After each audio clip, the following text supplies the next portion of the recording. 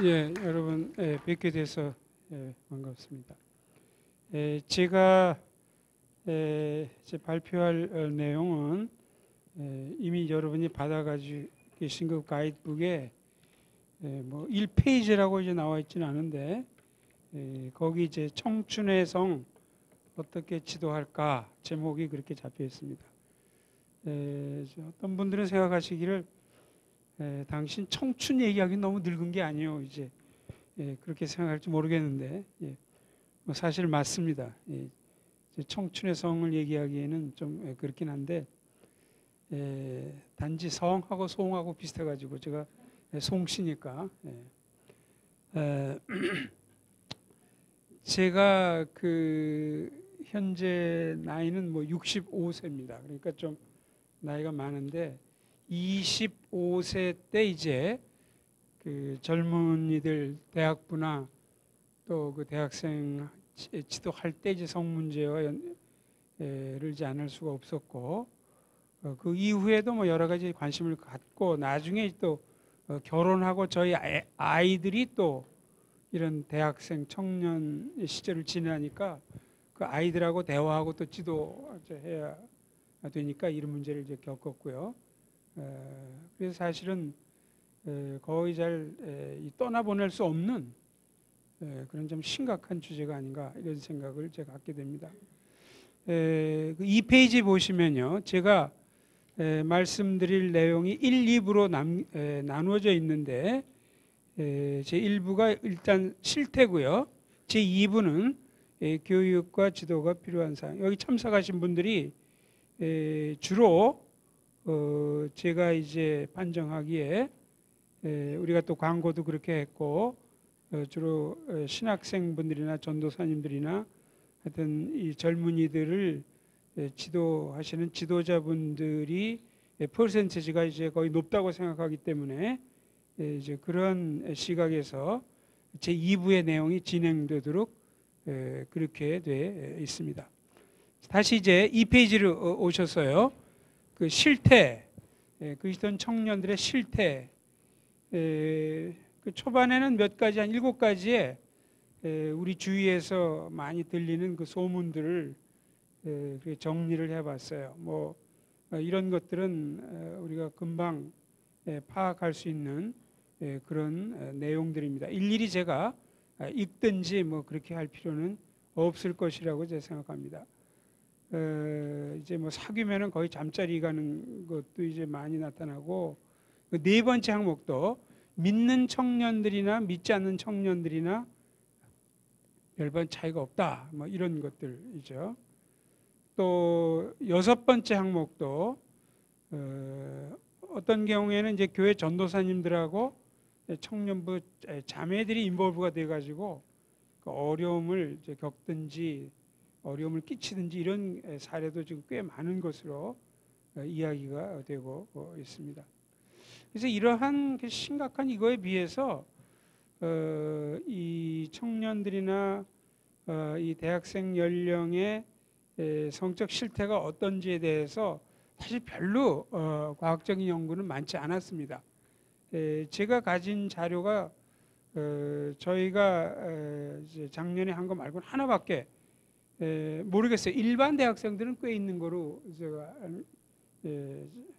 그렇게 추정할 수 있겠는데 적어도 그 크리스찬 대학생, 크리스찬 청년의 경우는 제가 찾아본 거로는 2012년도에 학폭협 자료 그것이 이제 전부였습니다.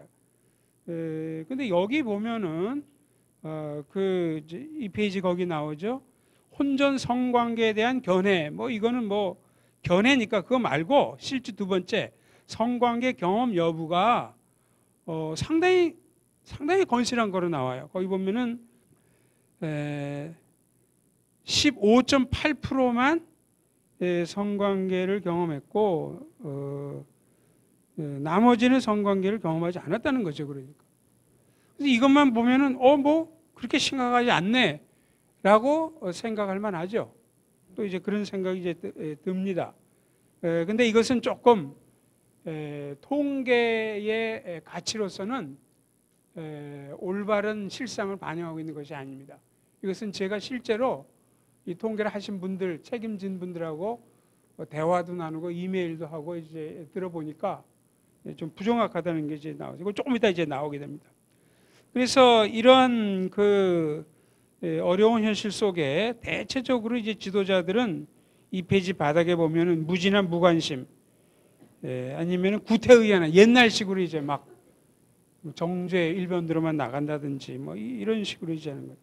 대부분의 또 많은 분들은 어떻게 손을 대야 될지 모르겠다. 이게 이제 솔직한 이제 그래서 3페이지에 보시면 2013년 그 말에 이제 글로벌 리서치에다가 저희가 의뢰해가지고 조사를 이제 했는데 그 여러 사항들이 이제 거기 나옵니다. 그리고 무슨 항목으로 했는지도 나오고 그 상당히 놀라운 사실들 그 중에서 상당히 놀라운 사실들 이제 그걸 보시면 스킨십 경험 여부 이 스킨십 경험 여부에 성관계까지 이제 나와 있죠. 맨 마지막 항목이 그거 아닙니까? 여기에는 남성이 59.4%가 성관계를 경험했다. 여성이 44.4% 이게 다 크리스천들이죠. 그러니까 평균하면 52%가 성관계를 이제 경험했다. 근데 또 뭐 실제로 얘기해 보면 그보다 더 높을 겁니다. 또 뭐 이렇게 사람들이 막 얘기할 그 스킨십 정도 이제 이거 말고도요. 그 세 번째 항목 지금까지 성관계를 가진 대상자의 수요. 이것도 상당히 좀 놀라운 거죠. 남성의 경우는 서로 다른 6명의 그 대상과 성관계를 가졌다는 거죠. 이게 이제 평균이 이제 이러니까 또 심한 사람은 더 심한 뜻이 돼요. 여성의 경우도 3.2명 그렇게 그래서 평균이 4.8명으로 이제 그렇게 되죠. 4페이지로 넘어가서 보면요, 또 현재 성관계 빈도도 뭐 이렇게 나와 있습니다. 그러면 아까 불과 뭐 2년 전, 1년 전에 한 학폭급 자료와 왜 이렇게 차이가 많이 나고 심하게 나타나느냐? 그래서 그 여러 가지 리서치를 이제 학폭협도 글로벌 리서치에서 맡아서 했습니다. 똑같은 데서 했어요. 이제 그걸 할 때 세 가지 이제 요인이 나타났습니다. 그 요인을 보면요, 학폭 자료는 소수의 그리스도인 대학 이 1000명을 대상으로 했다고 그랬는데 그 중에 172명만이 크리스천이었어요. 일반 대학생들을 대상으로 하고 172명만이 이제 크리스천으로 이제 했기 때문에 거기에 비해서 저희가 했던 것은 20대 초반부터 30대 후반, 그러니까 표본 대상이 성 경험이 이제 기니까 자연히 이제 높게 나타났죠. 두 번째도 이제 중요합니다. 학폭협의 조사는 면접원이 1대1 면담을 하는 말, 얼굴을 보고 이제 직접 얘기를 하는 거죠. 그 중에 이제 크리스천이. 그러나 저희가 그렇기 때문에 저희가 한 방식은 온라인으로 이루어졌어요. 그러니까 얼굴과 얼굴을 대사할 때 솔직하게 얘기하지 못하는 면이 상당히 이제 많이 있었다는 거죠. 이것이 이제 글로벌 리서치를 했던 그때 총 지휘했던 지용근 이사라는 분의 이제 제가 답장을 제가 이제 받은 겁니다.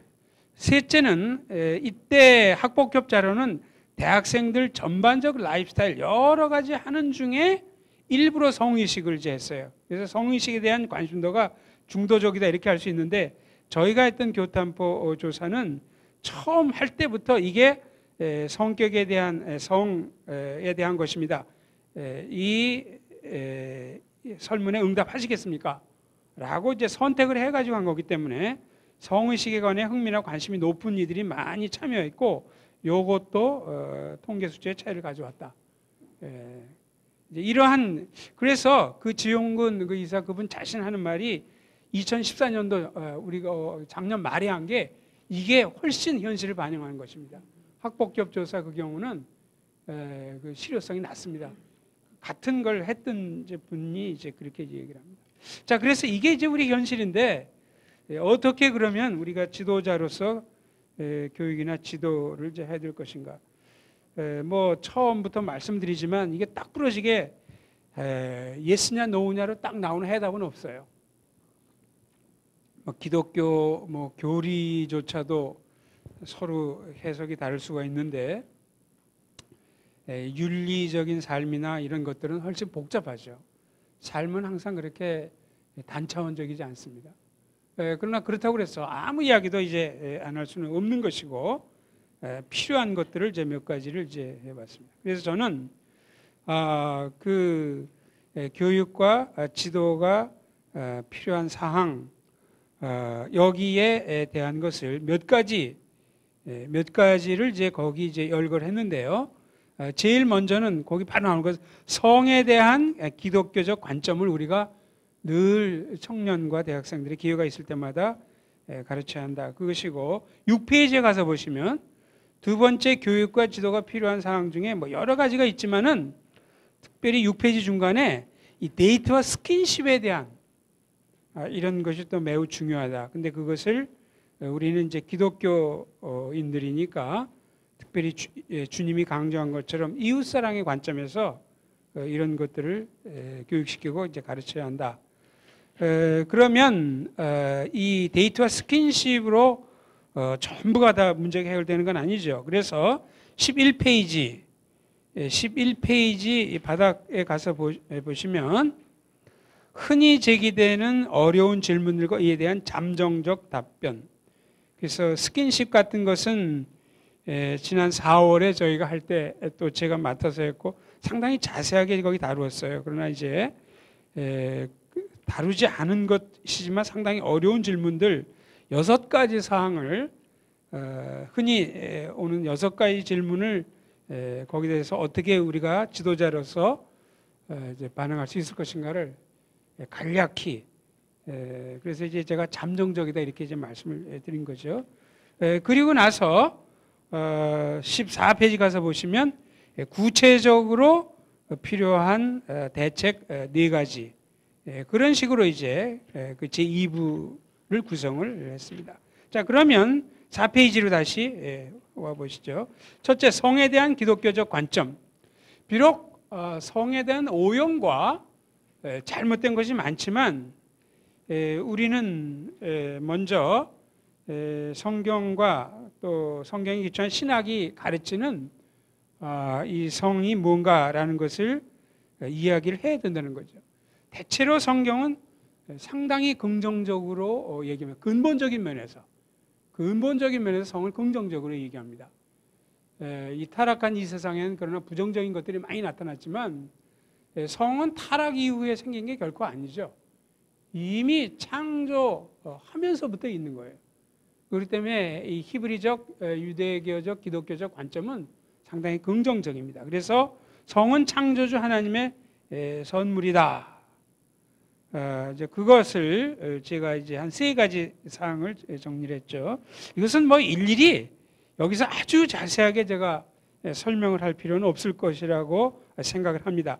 단지 이렇게 자세히 해놓은 것은 여러분들께서 이제 앞으로 청년부나 또 대학생들을 지도하실 때 참조를 위해서 자료 될 수 있으면 자세한 자료를 갖추고 계신 게 좋으니까 그 내용을 거기 설명을 이렇게 다 해놨고 꼭 필요한 것이 아니면 저는 그냥 뛰어넘겠습니다. 그래서 성은 인간 존재의 본유적이고 본질적 특성이고 성은 선하고 자유로운 것이고 성은 거룩한 것이다.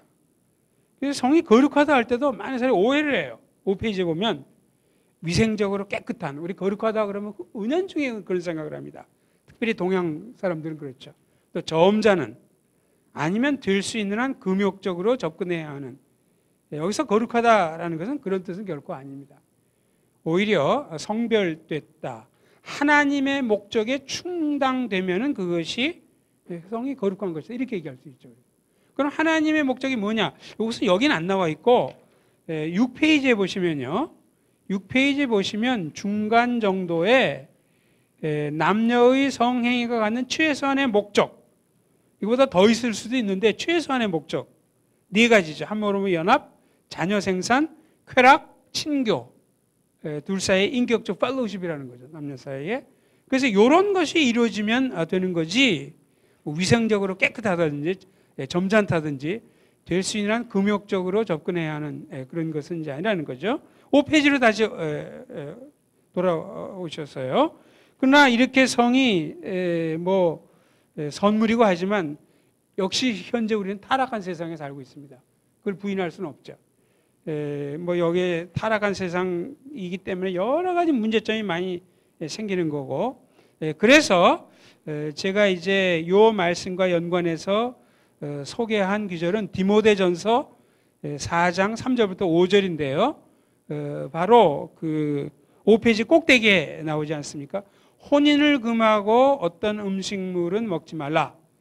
그 디모데가 사역하던 그 에베소 지역에 어떤 이단, 어떤 사람들은 이제 소위 뭐 교회 사적으로 얘기하면 영지주의의 초기 형태다. 뭐 그렇게 뭐 영지주의가 뭔지, 영지주의가 버섯이 아니라는 건 뭐 제가 그런 얘기 다 여기서 알려진 상식 할 필요는 없을 것이고, 어쨌든 그러면서 4절에 그렇게 얘기하죠.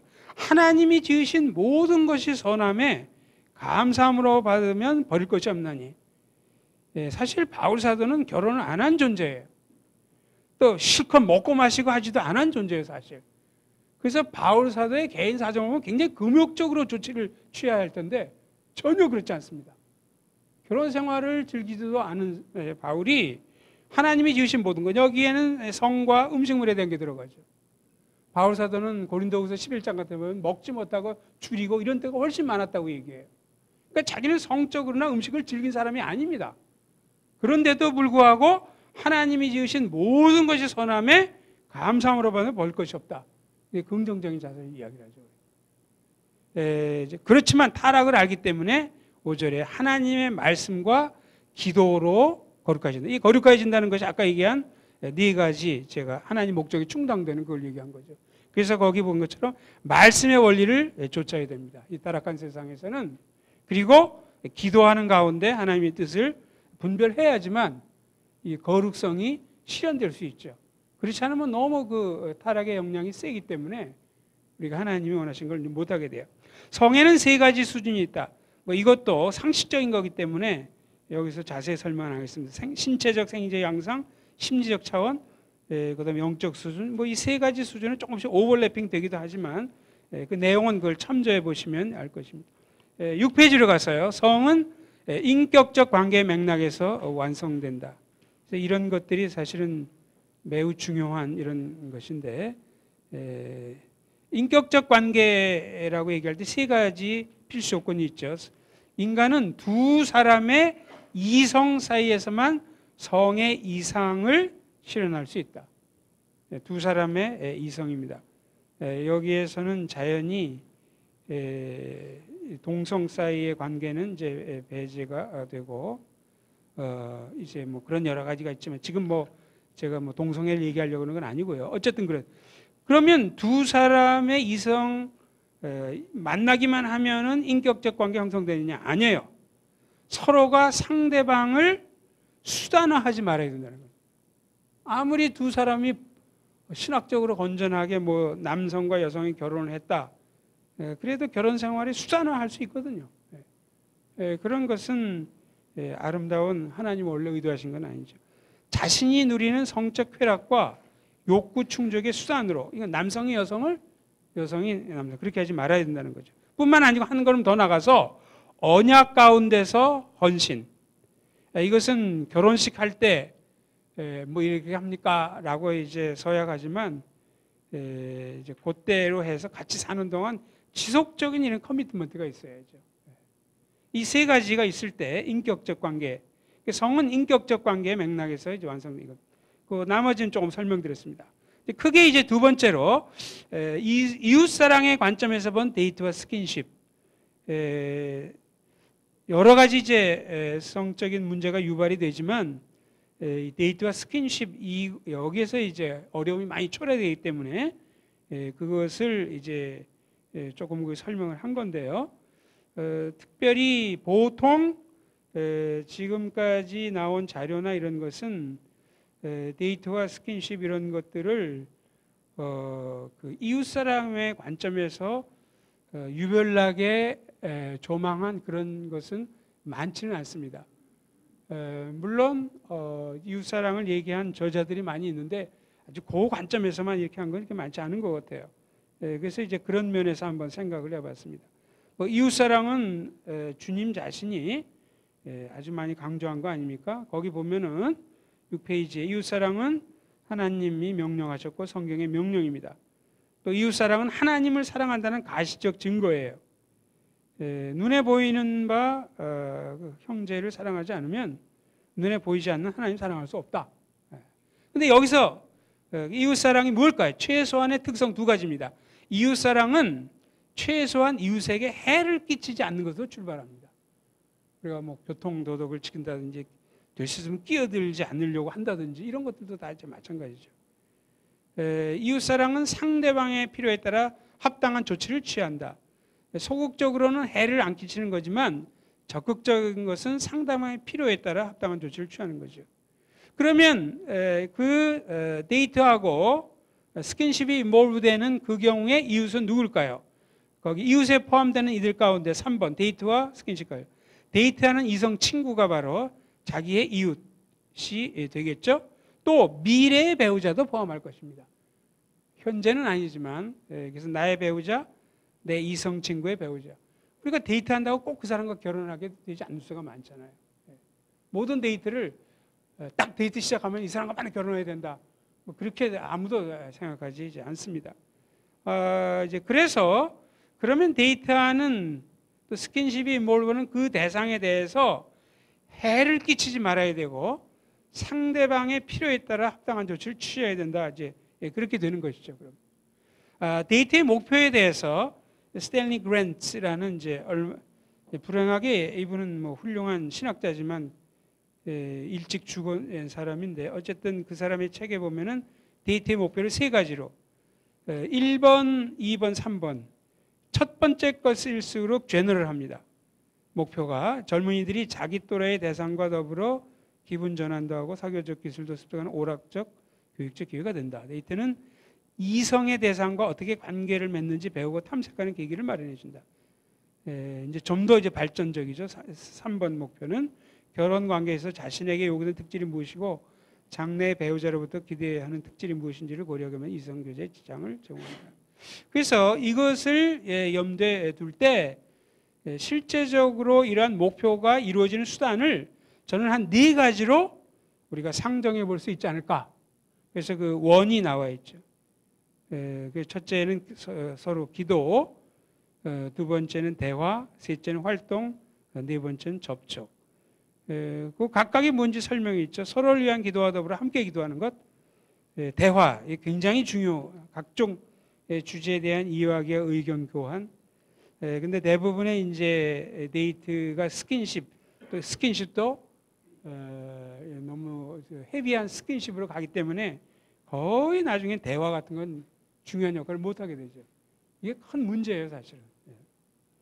참여, 뭐 같이 예배 참석, 뭐 단기 선교 뭐 이런 것뿐이 아니라 문화예술 행사 관람, 물건 구입, 여행 뭐 이런 것들. 그 다음에 네 번째는 접촉, 다정함, 따스함을 전달하는 온갖 종류의 신체적, 성적 지수를 지칭하며 스킨십이 이제 이 분야의 이제 하나가 돼. 그래서 이런 4가지 수단을 통해서 우리는 그 데이트의 목표를 달성할 수 있게 된다는 거죠. 그래서 이 데이트를 하면서 그 상대방을 해를 끼치지 않고 필요를 이제 채워야 되기 때문에 조이스 허깃이라는 그 여성은 8페이지 가서 보시면 지금은 조이스 허깃이 벌써 80이 넘은 영국의 여성입니다. 근데 한 50세 됐을 때 뭐 이런 내용을 썼는데 거의 우리가 볼 때 아주 이상적으로만 여겨지지만 어쨌든 정말 우리가 이웃사랑에 입각해서 데이트와 스킨십을 할 때 이런 걸 생각 안 할 수 없다는 거죠. 그래서 거기 이제 한 6가지 항목을 보면은 당신이 개발하는 모든 우정 가운데 이건 남녀 관계의 우정입니다. 사귀는 사람에게 하나님의 샬롬이 임할 수 있도록 혹시 내가 희생적이 됐다 할지라도 두 번째 그 대상에게 해가 되는 것은 어떤 일도 하지 말라. 정신적으로 영적으로 정서적으로 대개 이제 여성들이 이런 주문 내지 이런 항목을 많이 얘기해요. 나중에도 나오지만 남성들은 성적 성기관이나 성적 본질 또 쾌락 추구 자체가 굉장히 공격적이기 때문에 대체적으로는 남성들이 여성에게 해를 끼치는 경우가 많습니다. 아주 심각한 성폭력으로 가지 않는다 할지라도 그런데 이것은 매우 중요하고 남성들이 이제 아주 귀를 많이 기울여야 될 그런 것이겠죠. 당신 친구의 신체적, 정서적 안녕에 관심을 기울이라. 2번과 3번은 짝이에요. 3번은 좀 더 적극적으로 얘기하는 거고 2번은 이제 소극적으로 얘기하는 거죠. 그가 계속해서 영적으로 성장하는지 지속적으로 섬기도록 그의 잠재력을 총체적으로 이끌어내도록 데이트를 통해서 그런 것이 하려는 거예요. 자, 이제 스킨십의 문제로 이제 들어가 보면요. 스킨십의 문제는 지난번에 4월 달에 그 교회 탐구 포럼 할 때 그 세 분 강사 중에 제가 하나로서 자세히 했고 또 여기 나가면 책에 보면 나와 있기 때문에 뭐 그걸 참조하시면 되고요. 그러나 아주 자세한 내용을 여기서 설명을 드리는 건 피하겠습니다. 그렇지만 그래도 대충의 윤곽은 필요하니까 네 가지 입장. 이 왜 기독교 내 네 가지 입장이 나오냐 하면요. 적어도 사귀는 남녀 사이에 스킨십의 정도를 어디까지 해야 된다라는 성경적 지침은 없어요. 다 성경적 지침이라고 얘기하는 것이 보면 그 직접적으로 얘기하는 거 아닙니다. 간접적으로 하는 거고 어떤 성경 내용을 추론하는 것이지 직접적으로 나와 있질 않아요. 그러니까 결과적으로 기독교 지도자들 사이에도 복수적인 견해가 이제 나오게 되는 거죠. 그래서 그런 것들을 쭉 제가 찾아가지고 정리를 해보니까 대체로 한 네 가지 입장이 발견이 됐습니다. 그래서 엄정한 금지, 철저한 단속, 신중한 허용, 과감한 완화 이렇게 분류할 수 있는 여러 그 기독교 저자들을 또 전문가들을 한 네 입장으로 이렇게 정리가 되더라고요. 여기서 이제 제가 엄정한 금지, 철저한 단속 이런 것이 무엇이고 거기에 대한 평가 이런 것은 그냥 뛰어넘겠습니다. 참조하시면 되고요. 저는 개인적으로 신중한 허용 여기가 이제 제일 이 입장에도 100% 다 동의한다는 건 아니지만 그래도 가장 타당하다 이렇게 판정할 수 있지 않을까 저는 그렇게 이제 생각을 합니다. 그래서 셋째 입장을 잠깐 이제 보도록 역시 그 조이스 허기시라는 그 여성이 이제 한 겁니다. 그래서 스킨십의 단계 정도를 10가지 항목으로 바뀌죠. 가장 낮은 것부터 보려면요 9페이지 10부터 봐야 됩니다. 손잡기, 포옹, 꼭 껴안기, 입맞춤, 오랜 입맞춤, 패링, 심한 패링, 상호 수음, 그리고 8페이지 바닥으로 오럴 섹스, 그 다음에 성교. 사실은 성교는 제외를 시킵니다. 성교는 스킨십의 한 분야에 넣을 수 없다. 이건 성경 자체가 금하기 때문에 명료하게 금하기 때문에 이거는 이제 안 들어가는데 단지 교육상 이 스케일을 갖다 쭉 설명하려고 그러다 보니까 여기에다 조이스 허기시의 성교라는 걸 룻을 따르며요. 그러니까 그래서 그냥 스킨십 자체로 얘기하면 2번부터 이제 10번까지가 그 스킨십의 이제 단계에 들어가는 겁니다. 그래서 이런 것들을 놓고 성경 자체에 명료한 것이 없으니까 조이스 허깃은 평가 기준 9페이지에 위험성, 안전성, 기독교적 사랑과의 합치 여부, 영적 생활에 대한 영향, 이게 얼마나 자연스러우냐, 자연 질서에 걸맞느냐, 이 네 가지 기준을 가지고 할 때 평가 결과가 성경은 아까 이미 이것은 성경적으로 명료하게 옳지 않다라고 그렇게 판정이 된다고 하기 때문에 조이스 허깃은 이것을 빼고 나서요. 그 중에 그 책을 이제 읽어보면요. 오랄 섹스, 상호수음, 심한 패팅, 오랜 입맞춤까지는 합당하지 않다. 그렇게 이야기를 해요. 이 저자가. 나머지는 얘기를 안 해요. 그래서 제가 추정하기는 입맞춤, 꼭 껴안기, 포옹, 손잡기 정도는 적어도 이 저자가 볼 때는 허용할 수 있는 것이다. 그러니까 허용한다 이 표현은 그 책에 나오지는 않아요. 그러나 이제 허용 안 된다, 합당하지 않다라고 얘기하는 이제 그런 걸 빼고 나면 그렇게 얘기할 수 있겠죠. 그래서 제가 볼 때는 한 세 가지 그 면에서 조이스 허깃의 입장이 꽤 바람직하다 이런 생각을 갖는 거죠. 과감한 완화는 루이스 스미디즈라는 사람이 그 풀러의 윤리학 교수였는데 우리나라에는 용서에 대한 책이 번역이 돼가지고 좀 그런 쪽으로 이제 알려 있는데 아주 오래전에 76년도에 Sex for Christians 해가지고 굉장히 붐을 일으켰어요. 근데 이제 이 사람이 만든 용어 중에 하나가 responsible padding이라는 말을 썼어요. 책임성 있는 애무행위다 이런 말을 썼어요. 거기서 책임성 있는 애무행위라는 것은 애무행위를 이 정도 했으면 너 상대방에서 책임져야 돼 이런 뜻이 아니에요. 전혀 그런 뜻이 아니고 적어도 이러이러한 정도의 책임성을 갖춘 사람들은 애무행위가 심지어 헤비패팅까지도 허용될 수 있다. 그래서 조이석이보다 훨씬 앞으로 훨씬 많이 나가는 거죠. 그러니까 물론 루이스 미드도 성교 행위는 기독교적으로 받을 수 없다. 그렇게 얘기합니다. 그래서 이제 저는 뭐 그 루이스 미드의 견해에도 상당히 그 납득을 많이 하게 돼요. 그래서 거기 이제 9페이지 거기 보시면 그럼 여기서 적어도 이제 여기서 책임성이 있다는 말은 말하자면은 굉장히 성숙한 사람이면 두 사람이 둘 다 굉장히 성숙해 있다면 헤비패팅까지도 갈 수도 있다는 거죠. 그 정도. 그래서 납득이 가요. 그럼 여기서 성숙했다는 말이 뭐냐? 그 사람이 굉장히 책임성이 있다는 말이 뭐냐? 거기 보면 기억에 9페이지 밑에서 한 3분의 2 정도가 패팅 행위를 하기 전까지 그의 자아가 무엇으로 채워져 있는 것이냐? 이 내용들을 보면 상당히 성숙한 사람이에요. 이 사람은. 또 니은 다른 사람들과의 관계를 이것도 뭐 굉장히 그 자아에 있어서 또 이웃사랑에 있어서 굉장히 성숙한 이 표준을 제시하고 있어요. 사실은. 그래서 이제 저는 뭐 이 과감한 완화 이 입장도 동의를 많이 하지만 문제는 현재 우리나라의 청년과 대학생들이 이런 거 하는 거죠. 그러니까. 그래서 이 이론 자체는 상당히 제가 납득을 하면서도 이걸 우리나라 청년과 대학생에 이렇게 적용을 할 때 훨씬 더 방종 쪽으로 갈 가능성이 훨씬 높다는 거죠. 그러니까 이제 그것이 이제 제가 생각하는 좀 어려움이 이제 저는 그래서 10페이지에 잘 납득이 안 갈지 모르지만 스킨십과 연관해서 저는 손잡기, 포옹, 껴안기, 가벼운 입맞춤까지로 제가 그때도 얘기했지만 이렇게 제가 이걸 하니까 우리 집사람이 여보 그런 얘기 하지 마. 그 콧방귀 끼고 아무도 듣지 않을 거야. 이제 그렇게 이야기를 해요. 뭐 저도 그걸 모르는 건 아니죠. 그러나 왜 제가 이렇게 범위를 여기까지 한정하냐면 그 밑에 나온 5가지 이유 때문에 그렇습니다. 기억부터는 이상의 행위는 공적 장소에서조차 허용되는 바이다. 이성 간의 친밀성을 유지하는 데는 이러한 범위의 행동으로 충분하다.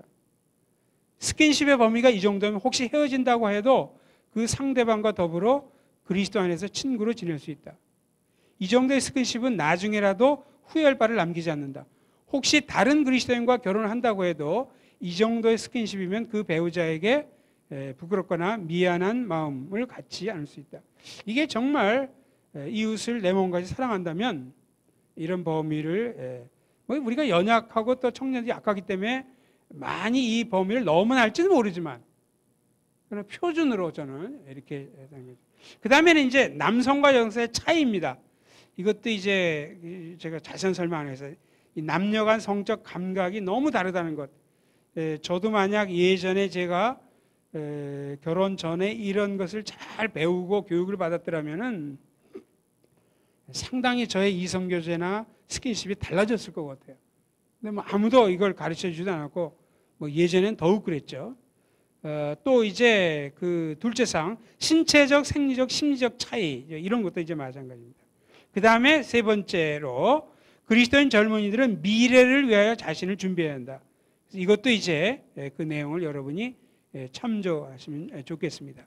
그래서 이런 내용 기초해서 지속적 노력을 기울여야죠. 11페이지. 이웃사랑에 대한 지속적 노력 거기 있는 것처럼 늘 이웃. 그러나 우리 연약해서 쓰러지죠. 우리는 회개, 사죄, 재결심. 우리는 본성의 부패와 연약함 때문에 이웃을 내 몸과 같이 사랑하지 못하는 수가 많죠. 그때마다 하나님께 죄를 자백하고 용서를 받아야 돼요. 예를 들면 회개, 데이트를 자기 유익 달성의 수단으로만 생각한 것, 데이트를 통해 상대방의 성숙과 발전을 꾀하지 못한 척, 뭐 이런 CD. 다시 결심하고 이렇게 이제 나가야 된다는 거죠. 근데 지금 문제가 이것만인가? 사실은 이거보다는 여러 가지가 많죠. 제가 이제 많이 질문을 받은 거 6가지 사항이 거기 있는데요. 왕성한 성욕을 가진 젊은이들에게 어떻게 하라고 고민해야 되나? 대개 이게 남성들이 많이 갖는 문제입니다. 물론 여성의 경우도 이런 여성이 실제로 있다고 얘기를 저도 들었지만 대체는 남성들이죠.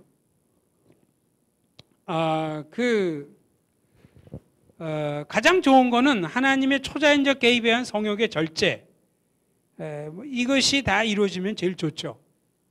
또 혹시 몽정으로 처리된다면 다 좋을 것 같아요. 몽정도 죄를 인법하지 않습니다. 그건 자기 의지가 개입이 되지 않기 때문에. 그러나 사실 맨날 몽정만 하고 있지는 않거든요. 남성들도 사실은. 그거로 전부 성 호르몬과 그 메커니즘이 다 해소되지 않습니다. 그러면 어떻게 해야 되느냐? 12페이지 꼭대기에 저는 여기서 이제 제가 고성행이라는 뭐 책도 뭐 그런 것도 고립된 성을 쓰기도 했지만 이제 불편한 해결 방안. 또 이 해결 방안을 얘기하면서 마음이 제가 편하진 않아요. 또 이것은 공적으로 놓고 막 해결 방안 자유행위 이렇게 하기는 힘들고 개인적으로 상담을 한다든지 이야기를 하면서 얘기를 들어보면서 하나의 제시할 수 있는 이런 것이겠죠. 그래서 자유행위 자체는 어떤 자유행위는 이제 죄가 아니지만 자유행위에 연관된 3가지 심리 상태, 포르노, 성적 공상 이런 게 이제 죄가 되기 때문에 좀 복잡해지죠. 이제 그러니까 이제 그래서 뭐 그 책에 뭐 자세히 나와 있고 한데 그래도 이제 자유행위가 뭐 죄된 자유행위를 할지라도 저는 이것이 딴 사람을 개입시키는 이런 행위보다는 소위 뭐 윤리학에 나오는 레서 이블의 문제입니다. 어차피 모든 것이 다 악이라면은 덜 악한 쪽으로 이제 택할 수밖에 없는 현실의 논리가 여기 개입이 되죠. 그럼 마음이 좀 불편하죠, 제 자신도. 포르노 중독 이건 읽어보시기 바랍니다. 사실 저는 인터넷 포르노는 몰라요. 인터넷을 잘 안 하기 때문에. 그러나 이제 과거에 이제 제가 이제 알고 있는 거기에 대해서 내용을 썼으니까 보시면 되고요. 그다음에 3번째 바닥은 이성 친구와 새로이 사귈 때 과거의 관계를 고백해야 하는가. 이거는 이제 뭐 벗었으나 부끄러워하지 아니했다. 이런 그 기록에 기초해 가지고 우리가 아주 투명하게 지내면 얼마나 좋습니까? 하는데 실제 상담이나 이런 걸 많이 하신 분들은 항상 그것이 최선책이라고 얘기하지 않습니다. 그래서 실제 이 문제는 그 이성교제 하는데 나오기보다는 앞으로 이제 결혼할 대상에 대해서 과거를 다 고백해야 되느냐 그 문제가 나오게 되죠. 그래서 제가 여기 대해서 뭐 자세하게 이제 얘기 못하고 그 풋노트에 보시면 13페이지에 아직 우리말로 번역은 안 된 책들인데 21페이지에 2권의 책을 소개했어요.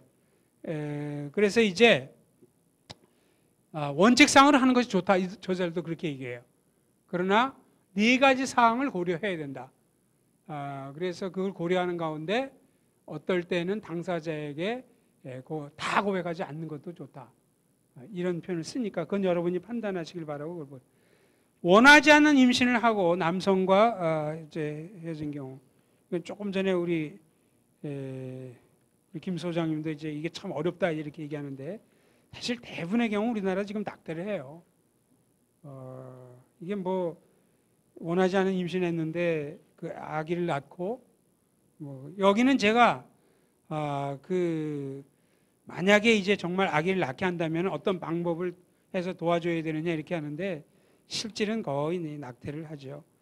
사실 우리나라 캐톨릭은 제가 모르겠는데요. 미국이나 이런데 캐톨릭에서는 원하지 않은 임신을 할 때 아기를 낳도록 캐톨릭은 그렇게 지도를 합니다. 그러나 이제 아기를 낳고 그 아기가 자라도록 법적으로 조치, 재정적인 거 이런 걸 다 이제 도와주는 거죠. 그다음에 그 미혼모도 직업을 갖도록 알선해주고 그런 걸 다 이제 사회적이고 구조적인 도움을 해가면서 이제 아기를 낳으라고 얘기하거든요. 근데 우리나라는 뭐 그런 것도 안 됐을 뿐만이 아니고 우선 부모들이 반대할 거예요. 야, 내가 권사인데 내가 작는데 우리 딸이 원하지 않는 임신을 했어? 몰래 가서 지우고 와 이러지 거의 아마 그렇게 못할 거라고요. 또 그 아이를 낳게 만들라고 어디 입양을 시킨다. 이런 것도 사실 이제 어렵지 않아요. 근데 하여튼 이런 커플, 요즘 이제 동거 문제가 많이 나오거든요. 이것도 지금 뭐 시간이 부족하기 때문에 다 못하고 그 자료를 제가 소개했으니까 6번은 잠깐 제가 설명하죠. 이것도 많이 나오는 질문입니다. 대학부 청년부에서 이성교제와 관련해서 어떤 방침을 설정해야 하는가. 대개 두 가지 극단이에요. 대학부 청년부 보면은 14페이지 꼭대기 첫째 극단. 구성원들에 대한 엄격한 통제와 간섭을 능사로 하기다. 이런 데가 이제 많지 않을지는 모르지만 일단 하면은 엄격한 통제와 간섭이죠. 여러분 졸업할 때까지 이성교제를 하면 안 됩니다. 선교단체에서도 이런 걸 내세운 경우가 과거에 꽤 있었어요. 그러면 이제 B번 몰래 이성교제를 하든지 아니면 결국 다른 교회 멤버와 이제 선교단체에서 딴 선교를 하든지 이제 그런 거죠. 물론 이제 이런 방침에 전혀 일리가 없는 건 아니죠. 청년부, 대학부도 거기 존립 이유가 있고 하니까 이제. 그러나 좀 위선적이도 그럴 수 있어요. 반대 극단은 구성원이 뭘 하든지 내버려 두는 것. 이것도 바람직하지 않습니다. 교회가 연회당이 돼버리고 여러 가지 엄청난 문제 파급 효과가 생기니까. 그래서 저는 이제 중도덕 방도 이것이 아주 좋지 않을지는 모르지만 그래서 청년들의 신앙 공동체는 형제자매가 건전하고 자연스레 만나는 장이 되어야 된다. 지도자는 이성 교제에 관한 구성원에 관심을 가지고 자유로운 분위기 가운데 대화, 상담, 조언을 베풀어야 한다. 이성과 교제를 싫어하는 청년들은 사귐이 깊어짐에 따라 자발적으로 지도자 상담하도록 되면 좋겠죠. 그래서 지도자가 열린 분위기 가운데 할 수 있도록 그렇게 해줘야 된다는 거죠. 사귀는 이들 편에서의 지혜와 인내가 필요해요. 너무 자유가 제약받아서 안 되지만 공동체 내에 딴 사람을 생각해야 된다는 거죠. 그러니까 그래서 이제 깊은 사귐으로 접어. 영어에는 이걸 going steady라고 하죠. 거의 going steady가 되면 약혼하고 결혼까지 이제 이럴 경우에 이제 잘 이렇게 하고 또 구성원 사이 위화감이나 배타성이 이제 생기지 않도록 해야 됩니다.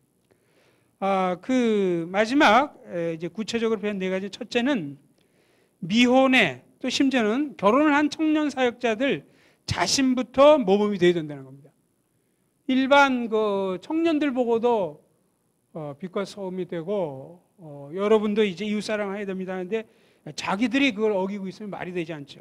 그래서 이 디모데 전서 후서에 보면은 아무래도 이제 디모데는 지금 젊었으니까 한 30세로 이게 추정을 해요. 어떤 학자는 거기에 대해서 정절에 있어서 믿는 자의 본이 되라. 청년의 정욕을 피하라. 이런 얘기를 하고 그 밑에 보면요. 어느 모범이 어떤 면이냐 물어볼 때 성적 순결과 깨끗한 관계죠. 디모데전서 5장 2절에 보면은 젊은 여자에게는 온전히 깨끗함으로 자매에게 하듯 하라. 사역자들은 훨씬 모범을 이제 보여야 된다는 거죠. 두 번째로는 교회 청년부나 선교단체 소속이 절 사명감을 고취시키게 됩니다. 두 가지인데 하나는 세상의 소금과 빛이 되는 우리는 차별화가 되어야 됩니다. 이 세상 사람들 그들이 사귀고 데이트하는 거하고 똑같을 수 없습니다. 이런 면에서 사명감을 고취시켜야죠. 그 다음에 아까 제가 얘기한 대로 이웃사랑을 많이 평소에 강조하는 가운데 이웃사랑의 관점에서 이런 프랙티스가 될 수 있도록. 세 번째는 실효성 있는 성교육과 상담을 해야 된다. 성교육의 필요성에 대한 데이터는 거기 쭉 있으니까 보시고요. 16페이지 보시면 성교육 상담 가운데 포함되어야 할 사람 15가지 사항을 거기 적어봤습니다. 이거 위에 더 있을 수도 있죠. 16페이지입니다. 그 중에 어떤 거는 제가 여기서 다루기도 했고 어떤 건 다루지 않기도 했고 이제 했는데 이제 이런 것들이 지금 많이 나오는 질문들이라는 것을 제가 연구를 이제 했습니다. 교회에 청년 사역 여기에 관련한 청년 사역 전문가의 상담가가 준비되어 있어야 한다. 최근에 어떤 대학부 청년부에서는요 이런 문제를 실감해 가지고 10명의 사역자가 20명의 남성 대학생들을 데리고 집중적으로 수양을 하고 일주일 후에는 또 10명의 여자 사역자가 20명의 자매들 데리고 주말 2박 3일인가 1박 수양일 집중적으로 하고 이런 예가 나요. 그래서 물론 거기는 이제 교회가 크기 때문에 교회 자체에 상담소가 있어서 상담 전문가까지 다 해가지고 아마 우리나라에서는 처음 있는 것 같아요. 개교회가 이건 어떤 선교단체도 지금까지 이렇게 못했을 텐데 하여튼 뭐 이렇게까지는 아니지만 이게 필요하다는 거죠. 그리고 개교회를 넘어서 지도자를 위한 역시 이제 교단이 있으니까 교단에서 이제 이런 것이 이제 이름 좋고 신학교 커리큘럼에 선택 과목이라도 이런 것이 있어야 된다. 제가 다 못한 게 있으면 질의응답 때 하도록 그렇게 제 바톤을 우리 김 소장님께 넘기겠습니다.